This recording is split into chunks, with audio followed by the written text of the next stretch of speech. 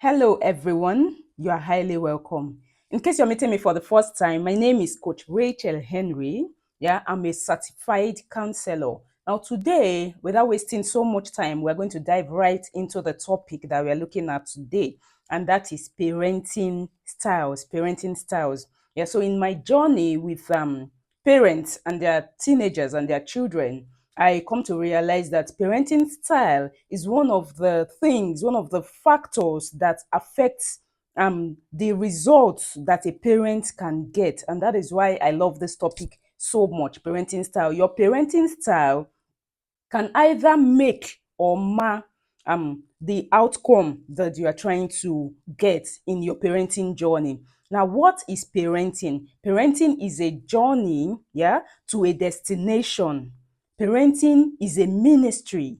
Parenting is being teachable. Parenting is work. Now, according to one of my mentors, parenting right is work, and not parenting right is also work. They are both hard work. So you choose your hard, right? So parenting is work. Don't let anyone deceive you. Don't let anyone tell you that you can get it easy. Don't let anyone tell you that they are going to be perfect children, because we ourselves are not perfect. We, the parents, are not perfect. So every one of us is on a journey. So parenting is a journey to a destination. Now, parenting is not guesswork. It is not guessing. Parenting it requires knowledge. It requires you knowing the end from the beginning. Knowing the end from the beginning, it is very important. What kind of result do you want to get at the end of your journey? That will help you to know how to start. That will help you to know how to navigate. And it will help you to know the measures that you need to put in place per time.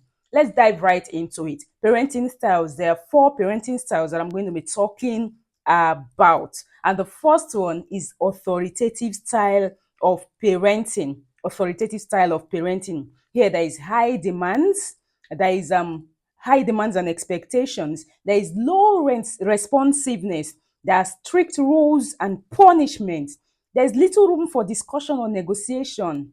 Now, in this authoritative kind of parenting, children may be obedient, but they are less independent. They are obedient, they obey the rules, yeah, they obey all the things that the parent is saying, but they are less independent because their self-esteem has been crushed. Yeah, they are less independent. They are creative, but they struggle with self-esteem. I already said that these children that are brought up in this kind of parenting style struggle with self-esteem. Yeah, they mostly have low self-esteem.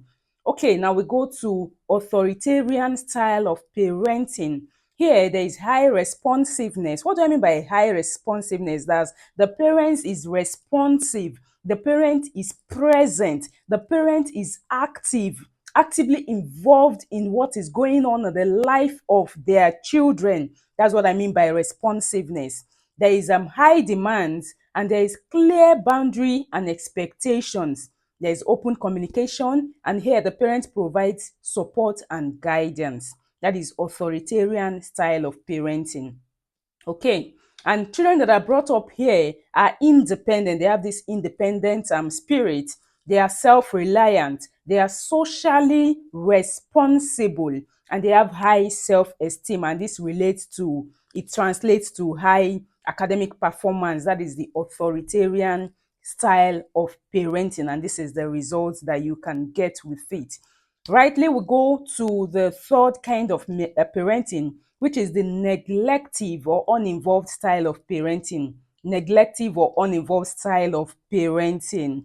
Now, like the name implies, the parent is neglective of their duties, of the emotions of the child. The parent is not responsive. Yeah, there is low demands from the parent. There is minimal supervision or support.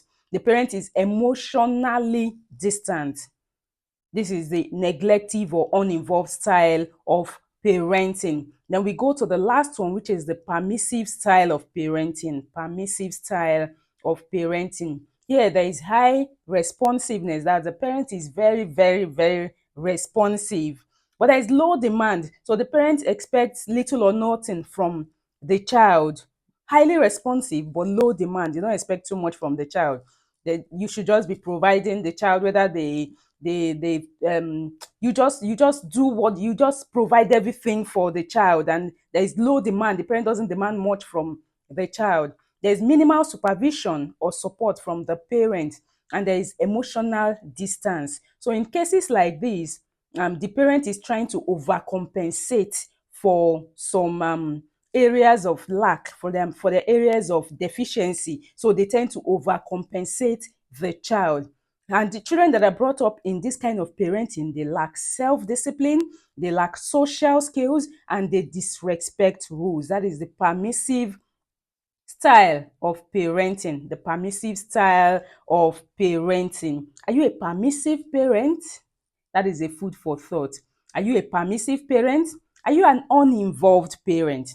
Are you an authoritarian parent? Or are you an authoritative parent? Which parenting style do you think is the best? Which parenting style do you think that is we should model, we should emulate, we should we should follow? Which of them is your best pick? Let me know in the comment section. Yeah, even if you are not a parent, you can begin to get an idea. Remember, I said that parenting is something that you do with the end in mind. So you're starting now, or you have not yet started, but you have the end in mind. Yeah, it's like a child going into a school and going into university and saying to themselves that I want to get a first class. I want to graduate with a first class. I want to graduate at minimum second class upper. So the child is beginning that journey with the end in mind, and that is what that's what I'm talking about. Yeah, even if you have not started your parenting journey, you can begin with your end in mind. What kind of end do you want? What kind of children do you want to birth? Do you want to train? What kind of children do you want to come out of you? What kind of children do you want to have in your own family? These kind of questions will help to set you on track so that you'll be able to your future, picture your future and work towards it, right? You work towards the future that you envision, and it becomes clearer as you go along. Yeah. So, um, 5 mistakes that parents make. Quickly, 5 mistakes that parents make as I round up. Number one is neglecting emotional support. Emotional support is very important. It's very important. There are some parents that are physically present but emotionally distant from their children. You don't want to be that parent. You don't want to do that. So you have to be emotionally supportive and present. Number two is lack of effective communication. Many adults actually don't know how to communicate. They lack effective communication skills. You don't want to be that parent, so you want to be present and communicate effectively with your children. Number three is actually if, communication skills is something that is learned. You can learn it. Go and learn how to communicate. Not everybody knows how to communicate. Yeah. Number three is assuming that academic excellence alone is enough. No, academic excellence alone is not enough. So for many parents, they dwell on academic excellence as if that is the all in all. Yeah, it is good to be academically excellent. It is good. It is wonderful, but it is not the only thing. It is not the only prerequisite to being successful. It is not. Okay. So and number four is overlooking individual learning styles. We're looking at the 5 parenting mistakes that parents make. Overlooking individual learning styles. Each child is unique. Each child is different. Each child has their own learning style. Do you know the learning child of your children? Are you ready to embark on a learning journey to find out the learning style of your children? That is something that is absolutely necessary for you to find out. And number five is over involvement or bailout. Many parents are over involved in the lives of their children. You just want to bail them out of everything. You don't want them to fall. You don't want them to fail. You don't want them to figure things out on their own.